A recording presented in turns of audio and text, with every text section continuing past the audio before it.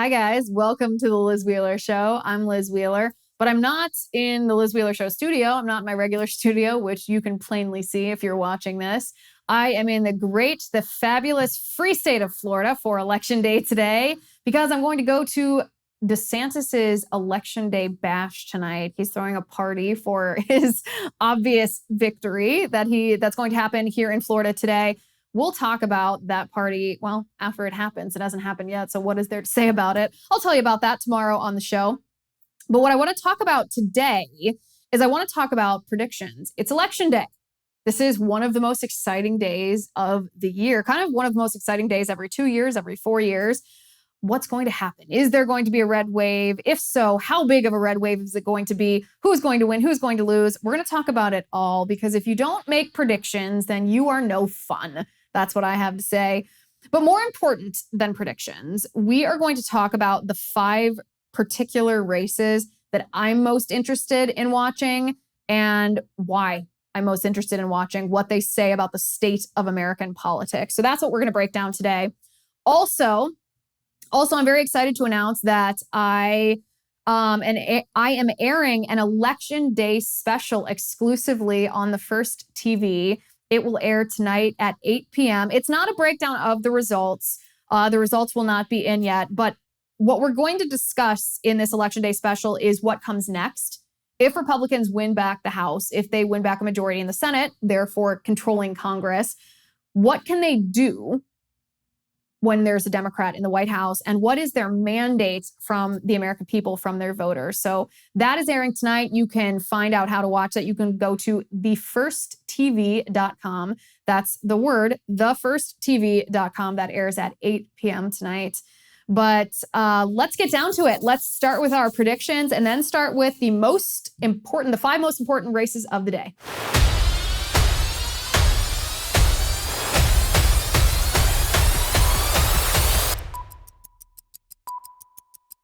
All right, guys, if you want your skin to look years younger, then Genucel skincare is the way to go. Awesome products. That, my friends, is a testimonial from April, who lives in Rockport, Illinois. And yes, ladies and gentlemen, it's that easy to look years younger with Genucel skincare. You can celebrate the holidays early with Genucel's most popular package. I got a great deal for you. Are you ready for this? 70% off at Genucel.com if you go visit that website now. 70% off. How can you beat that? Treat yourself to the only skincare products that you will ever need. Finally, Genucel is so confident that you will love your look that every Genucel order has a 120-day money back guarantee for a limited time. Every most popular package includes Genucel's hyaluronic acid correcting serum for free. So not only do you get an incredible discount, you also get free products. This is a great Christmas gift to yourself early. Genucel has delighted happy customers for years by treating tens of millions of everyday skin problems like wrinkles, dark spots, dry skin, sagging jawline, facial redness, and even those annoying bags and puffiness under your eyes for men and women alike. And with its immediate effects product, Genucel guarantees results in as little as 12 hours or your money back. You can order at Genucel.com/Liz. Your most popular package includes a complimentary gift set plus free express shipping. That's Genucel.com/Liz. Genucel.com/Liz. Okay, so first let's start with predictions because we have to make predictions, right? It's Election Day. Who's going to win? I strongly believe that Republicans are going to take back the House and the Senate. And here's why I say this. I'm not saying this because it's advantageous to say this at the beginning of an election day, because if you predict your party's going to lose, then you won't get as good a voter turnout. It's nothing like that. It's no strategy. It's simply history that informs what I'm saying here. History shows that when the president is a Democrat or a Republican, when a president of a certain party holds the White House, the first midterm election of that incumbent president's term, the party in Congress that shares the president's party typically loses almost 24 seats. So history shows it. What makes Joe Biden the exception to history? I don't think anything. If anything, it's going to be worse. I think Republicans are going to take back the House. And the Senate, I know a lot of people are saying, oh, the Senate's a toss-up. Who knows what's going to happen? I think Republicans are going to take back the Senate. I don't think it's going to be by a wide margin. I don't think it's going to be, obviously, a filibuster-proof majority. We're going to have to wait until 2024 for that, depending on how Republicans act after they take back the majority. but I think we're going to see a Republican majority. That being said, what I want to do today is I want to talk about which races are most exciting to me, which ones I have been following along this entire election season, which ones I think are indicative of the state of politics and the state of the electorate in our country. And the first race that I'm intensely interested in is Stacey Abrams versus Governor Kemp in Georgia. Why? Why is this race so interesting? A couple reasons. First of all, Stacey Abrams is a bad politician, but moreover, Stacey Abrams is a bad person. She's like bananas crazy. This woman thinks that a heartbeat of an unborn child isn't a heartbeat. She called it a pulse, an electrical pulse. She's grotesque. She thinks she refused to concede the election in 2018. She actually thinks that there's voter suppression happening just because a Republican is running in Georgia. Stacey Abrams is not just isolated in her terribleness. Abrams is what the left wants the future of their party to be. And so the reason why I'm so interested in this race is not only because I don't want the woman who sat in front of a bunch of children wearing masks while she was not wearing a mask and then had the audacity to post that picture on social media to try to make it seem like she related to the kids. She was an advocate for the schools. It's not that I just don't want her in the governor's mansion, which I don't. It's also because there's an enormous disconnect between the elitists who are the elected representatives in the Democratic Party and the voters. There are issues that the Democratic voters support that the Democratic politicians oppose, like school choice is a good example of that, or late-term abortion. Those are issues that the Democrat politicians are actually at odds with their own constituency. And this is coming to a head in the Democratic Party. Stacey Abrams is a good example of it because I don't know if Democratic voters actually want her. She lost already to Brian Kemp, but I'm interested in 2018, I should say, but I'm interested to see, is that going to happen again? And if it is, I don't think the Democratic Party will learn their lesson per se, because it's not that they're trying to be smart politicians, it's that they're trying to impose Marxism on us. They're trying to subvert our country from within. They're trying to destroy our government and our citizenry. But it will be interesting to see if the American people have maybe even the Democratic voters have not been conditioned enough to accept such a radical candidate. So Stacey Abrams versus Brian Kemp. And just to be fun about the predictions, I think Kemp is going to win. I think Stacey Abrams is going to lose. Stacey Abrams wants to be president. She wants to be the next leader of the Democratic Party. She wants to be the next Barack Obama. I think she's going to lose. The next race that I'm really interested in watching how it plays out is Fetterman versus Oz in Pennsylvania, the Pennsylvania Senate race. This one is so interesting because for two reasons, I think. First of all, and we talked about this in a previous episode, so I don't want to go into this too deeply now because I don't want to repeat myself, but this is the new strategy of the radical left. They take a candidate that's mentally compromised. Their case study was Joe Biden. And then they present this mentally compromised candidate as being a moderate, even though he may not be. But because he's mentally compromised, even though he may have a history of being a quote unquote more moderate Democrat like Biden was, although I would contest that point, but for the sake of this argument, we'll let that go. Because he's presented as a more moderate candidate, or because he's mentally compromised, after he's been presented as a more moderate candidate, the radical left just moves him with puppet strings, right? To achieve very radically leftist agenda items. But if Biden was the case study, Fetterman is the next iteration of this. He's the evolution of this strategy. I think we're going to see this strategy more often, especially given how Democrats in the mainstream media, Democrats in elected positions in Congress, even a lot of Democrat activists were trying to defend Fetterman in some of the most absurd ways possible, saying, oh, you just hate, if you're against Fetterman, you hate people with disabilities. You shouldn't care about the fact that he's mentally compromised. It's just like someone wearing glasses. Like what? These kind of bananas arguments that honestly, I don't think even Democrats in Pennsylvania bought into. So that's an interesting race that's reason number one, it's an interesting race because this is the second iteration of the Biden case study of the Democrats using a mentally compromised person, pretending they're moderate, and then controlling them to essentially push Marxist agenda items. But the second reason that this race is so interesting to me is because The core of the Democratic Party's quote unquote green strategy, and this green strategy is on which everything climate change related hinges. It's off-putting to Republicans.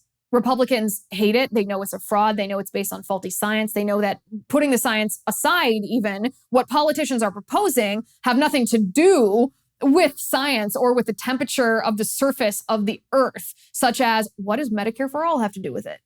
What does socialism have to do with it?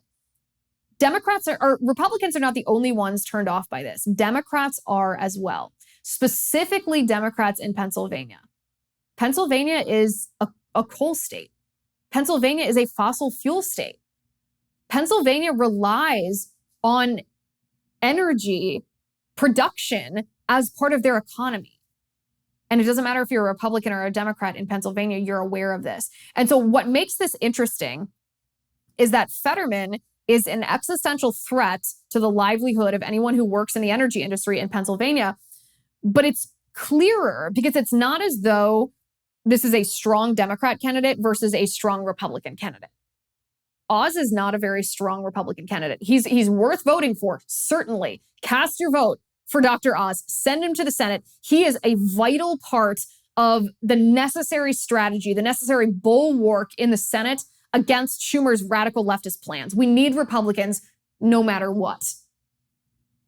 But he's not a strong Republican candidate, right? He's not based on some of the cultural issues. He's not based on some of the cultural issues. We'll just put it like that. We don't need to go into all the details. So if you're voting for Oz in Pennsylvania, you're probably voting against Fetterman. And if you're voting against Fetterman, it's probably because you see the Democrats controlling a mentally compromised person and because of the Democrats' green energy politics and policies that are so destructive to you. It's a referendum on that. And I think that's really interesting because we predicted a long time ago that this climate change agenda would end up hurting the working class, the middle class the most, that it would be the energy bills of regular everyday Americans that would skyrocket. And even if that happened to the elitists, they wouldn't care because they have plenty of money. This is the reality of what's happening in Pennsylvania. People understand their own interests. It really comes down to that. People understand their own interests. We have self-preservation baked into us, and it's reality in the state of Pennsylvania. So I'm really interested to see the Fetterman-Oz thing. Also, I didn't think it was that controversial for Oprah Winfrey to go out and say that she supports Fetterman. In fact, I almost don't blame her. I think Oprah Winfrey is a big fraud, by the way. I don't think that she's wise. I don't think that she's wise. I don't think that her advice is good advice. I think she's basically an absurd person. Sure, very impressive that she built this empire. First Black billionaire woman. Okay, that's not really a commentary on her character. And I'm more interested in a commentary on her character. Here's the thing. People were saying, oh, well, that's so crazy that she didn't endorse Dr. Oz. She's the one that made Oz Oz. She's the one that gave him a show. And the answer to that is, yeah, she gave him a show because he's entertaining and he's talented and he was able to produce programming that was good for her and her brand and her channel. But Oprah Winfrey is a radical leftist. So why would she endorse someone who is in the opposing party to her own politics?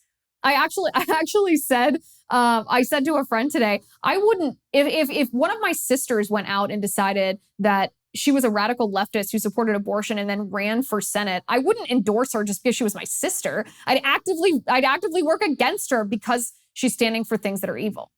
Now, fortunately, that's not a reality because all my sisters are common sense conservatives, but you understand my point. In this case, principles are more important than simply a friendship or a pre-existing work relationship. So I didn't think the Oprah Winfrey thing was significant at all. It also doesn't interest me about the Fetterman-Oz race, but I do find that race to be very, very interesting. Okay, what's next? We're going to talk about the third race that I find most interesting in a moment, but first I want to talk to you about Cozy Earth. Let me ask you a question. How did you sleep last night? If you answered that question, not so great, or just okay, or please don't ask me. Well, you're not alone. 1 out of every 3 Americans reports being sleep deprived, and the sheets on your bed could be part of the problem. That's why I like Cozy Earth sheets. Cozy Earth sheets are the softest, most luxurious temperature, best temperature regulating sheets on the planet. It feels like sleeping on a cloud, which makes sense because Cozy Earth sheets are made from bamboo, which means that they breathe. So none of that trapping body heat, leaving you sweaty 1 minute, cold the next. We don't want any of that around here. No, Cozy Earth even offers a 100-night sleep trial, so you can try it, you can sleep on it, you can wash it, you can love it. If you don't completely love it, you can send it back. But I have Cozy Earth sheets on my bed at home right now, so I can tell you they're pretty great. I think you'll like them. I love them. And I got a good deal for you. You can now save 35% on Cozy Earth bamboo bedding, 35%. Just go to cozyearth.com/Liz35. You have to hurry because this offer does end soon. cozyearth.com/LIZ35. cozyearth.com/Liz35. Okay, so Abrams versus Kemp, Fetterman versus Oz. Then we have Blake Masters versus Mark Kelley in the Arizona Senate race. And I want to start by saying there's this prevailing notion it's actually not exclusive to Republicans. It's an inter-party notion that even if you feel that your candidate is not doing well in the polls leading up to an election, you don't say so. You don't say so because it reduces fundraising. People don't donate to a candidate that they don't think can win. They don't donate unless they believe the candidate, in a sense, already has won. And it reduces voter turnout. So nobody, if you're a Republican, you don't say a negative thing about a Republican candidate ahead of time. You're a Democrat, you don't say a negative thing about that. The opposing parties do that all the time. Democrats will claim that a Republican is already lost based on polling and vice versa. And so I wanted to address that because I don't care about the prevailing notion. And I want to analyze this race, why I find this race so interesting. And part of it does include the fact that of all of the races we're going to discuss tonight, I'm the least confident that Blake Masters will win. In fact, I suspect that he won't win. It's not because I don't like Blake Masters. I think he's done a good job. I think he's a good candidate. I think he's a cool dude. It's not because he hasn't run a good campaign. I think he's done a great job actually challenging an incumbent Democrat senator, especially one who rose to that position or who achieved the vote the way that Mark Kelley did, or achieved his position, I should say, not the vote, the way that Mark Kelley did. But the reason that if Blake Masters doesn't win in Arizona today, it's Mitch McConnell's fault. Because Arizona, as a state, this race is actually a lesson in electioneering. Because in Arizona, 50% of the vote is early voting. And vote outcome is highly dependent on fundraising. It might sound crude. It might sound kind of bald. Like, don't people have passion about their own principles? But the person who spends the most money on advertising typically wins. Not always, but in these sorts of races, they typically win. And when 50% of voters vote early, then fundraising early and spending early matter. But what happened to Blake Masters? Well, early on, Mitch McConnell pulled an incredible amount of money out of the Arizona Senate race. $8 million gone. He had pledged that to Blake Masters, and then he went back on his word and he didn't spend that on Blake Masters. And so what will happen? What happened? Well, we don't know the totals. We don't know the tallies from the early vote. But even if Blake Masters has the momentum now, because now there is a lot of money, there is a lot of fundraising, there is a lot of excitement about his campaign. But before, he didn't have the same money as his opponent. So even if he wins in a landslide on election day, which he probably will actually win on election day, can he overcome the deficit of the Democrat outspending him during the season of early voting? I don't know the answer to that. I suspect not. The Democrats knew this. And who else knew this? Mitch McConnell knew this. Mitch McConnell knew exactly what he was doing when he pulled that money out of Blake Masters. Now, I hope I'm wrong on this. I hope that Blake Masters easily overcomes that deficit. I hope that the deficit wasn't as significant as I think it was. I hope the money wasn't as one-to-one with voters as it oftentimes is. I hope that this analysis is incorrect. But this exact scenario has happened before. In fact, Jesse Kelley did an entire thread about this scenario happening to him when he ran for Congress in Texas. And this happened to him. He didn't get early funding. He lost early voting. He won in a landslide on election day, but the deficit was too large and he couldn't overcome the number of votes that he had lost during early voting because he didn't have the money. There's no way in the world that Mitch McConnell didn't understand what he was doing. And so I'm interested in watching the Blake Masters, Mark Kelley race to see this play out, to see if this is the reality of the thing. It'll be very clear to us the role that McConnell plays in our party and where his priorities lie if this turns out the way that I fear it might turn out. So the fourth race that I have my eye on that I find very interesting is Kari Lake versus Katie Hobbs. This is a really interesting race for a couple reasons. First of all, it'll be great for border security if a Republican wins the governorship down there. But really, it comes down to the question of, do people care about election integrity? Do people in a state like Arizona, where there was shenanigans during the 2020 presidential election, do people care about fixing that? Do they care about whether that happens again?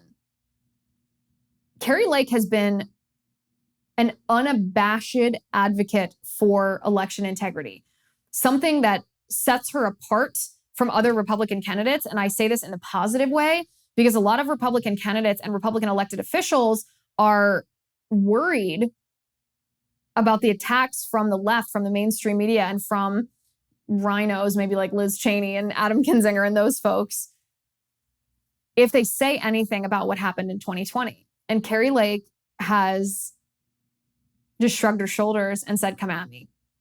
Say what you will, do your best. I'm going to speak the truth. And then her opponent, Katie Hobbs, refuses to debate her, refused to go head to head. And this I find this is actually a new thing that Democrats are trying, where they decline to debate. And I find this to be the epitome of insulting to voters, because remember, voters are the employers. We hire politicians to work for us, to represent us. And what do you do if you're hiring an employee? You conduct an interview. Well, a politician can't sit down for a one-on-one interview and be grilled by every single potential voter. So instead, we have debates. We have debates where moderators on behalf of constituents interview the candidates. But imagine being so conceited, so dismissive, so arrogant, so out of touch and elitist that you refuse to go to an interview and yet demand the job. That's what Katie Hobbs is doing in Arizona.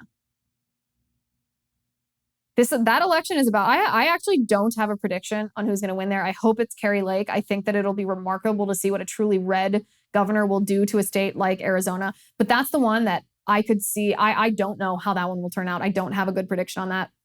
So Abrams versus Kemp, Fetterman versus Oz, Blake Masters versus Mark Kelley, Kari Lake versus Katie Hobbs. My fifth race that I have my eye on that I'm most interested in, we're going to talk about right after we talk about Nutrafol.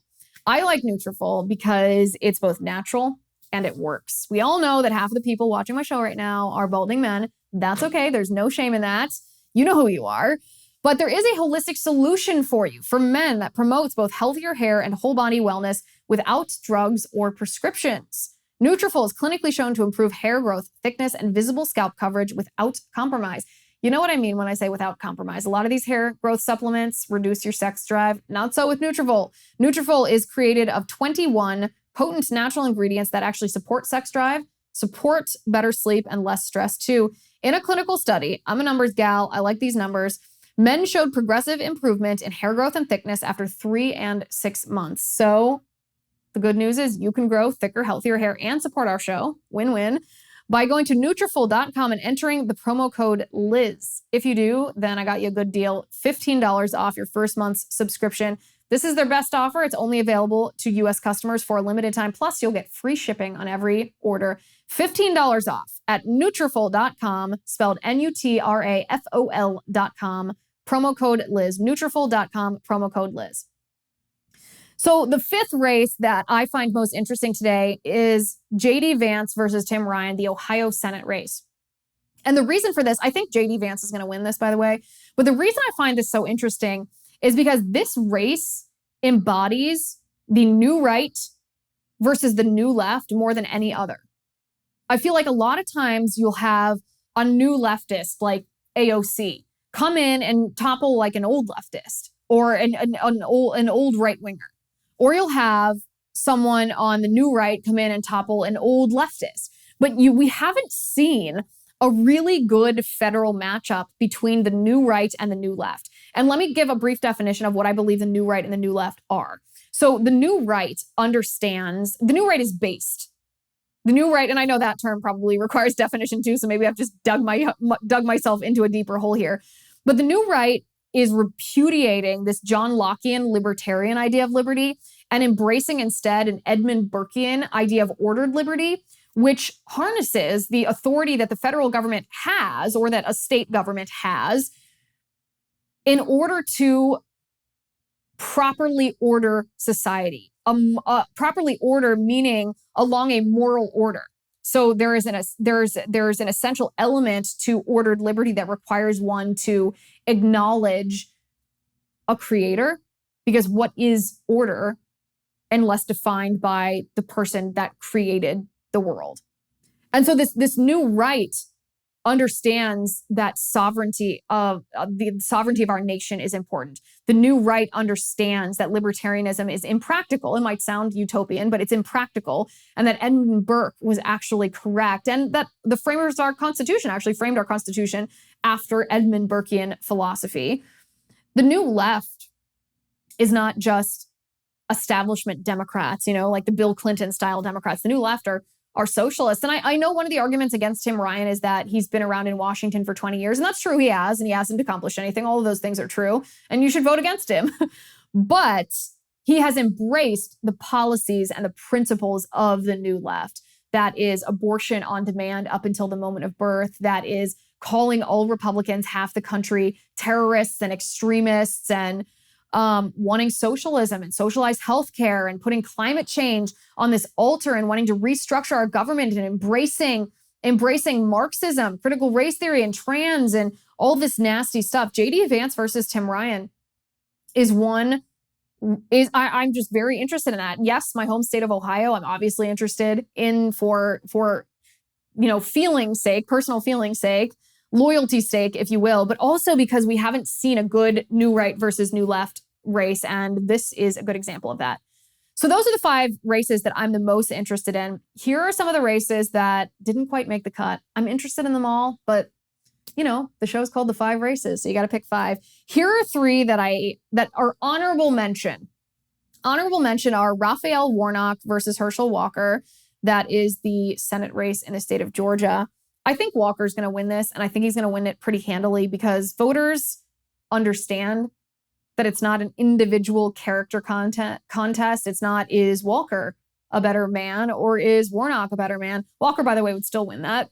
But notwithstanding, regardless, that's not what it is. It's not an individual character contest. People understand that Herschel Walker is a bulwark against what Schumer wants to do in the Senate, the radical leftist agenda. Voters in Georgia understand that. They see that Raphael Warnock is just a pawn of the radical left. They don't want that. So I think Walker's going to win. I think he's going to win pretty handily. And I'm interested in seeing how it plays out, because I'm interested in whether the Democrats' narrative to swing voters that Herschel Walker's a bad person and you shouldn't vote for bad people, whether that resonates or whether voters see through that and see that their interests, whether it's crime, whether it's inflation, whether it's COVID tyranny, that is what's on the line in the Senate at the federal level. So another honorable mention is Hochul versus Lee Zeldin for the governorship of New York. This is such an interesting one, actually. This one I had a hard time deciding whether it should be honorable mention or make the top 5, because what Zeldin has done in New York is he made the entire topic of the race about crime. Do you feel safe as a New Yorker in your home? Do you feel safe or do you not feel safe? The answer to that is no. The real question is, does crime and does the COVID tyranny from blue state governors, does it bother blue state voters? I find this to be so interesting. I also think this goes back to my beef with all the conservatives, including myself, so a little hypocritical, who left California claiming that it's not a place that you can live anymore because it's so leftist. And I say, hey, but if we surrender these states to the left, then who's going to rescue them? Are we just going to write off that part of our country? Hochul versus Zeldin, regardless of how this turns out, is a lesson that it is worth challenging blue politicians in blue states, even if you're a Republican, that you just have to do it right. Even if Lee Zeldin doesn't win here, we now know how to win. It just has to be done repeatedly. He was such an underdog. It was such a long shot. I will maybe be the most excited of any victory if Zeldin wins here, but that one is honorable mention. And of course, the last but not least is DeSantis versus Charlie Crist for governor of Florida. Part of this, I know, big LOL. Obviously, DeSantis is going to win in a landslide here. But the reason that I actually am interested in seeing this race and how it turns out is because I'm interested in the margin of victory. I'm interested in the number of voters, because the reason DeSantis, or the strategy DeSantis used in 2018, was school choice, right? He ran against Andrew Gillum and he appealed to African-American or Black mothers who had their children in charter school programs. Andrew Gillum claimed that charter schools were a siphon on the public school system. DeSantis really was a hard charger for school choice, for educational freedom, and he ended up winning because 30,000 Democrat moms, Black women who were Democrat voters, voted for the Republican because DeSantis, as the Republican, promised them to protect what they wanted for their family and their children, the school choice programs. I'm interested, 4 years later, after DeSantis has been roundly criticized and continuously vilified, unfairly, of course, by the mainstream media and the left, if that's changed people's minds. I'm interested in what the COVID policies, now that we understand that the left was so wrong, whether the COVID policies impact people's votes.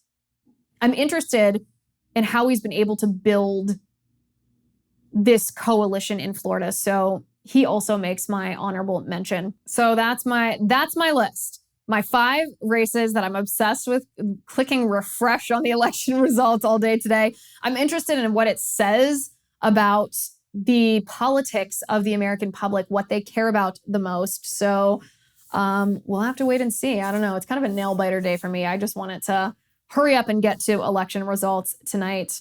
But thank you for watching. Thank you for listening. I'm Liz Wheeler. I look forward to dissecting all of the election results with you first thing tomorrow morning. This is The Liz Wheeler Show.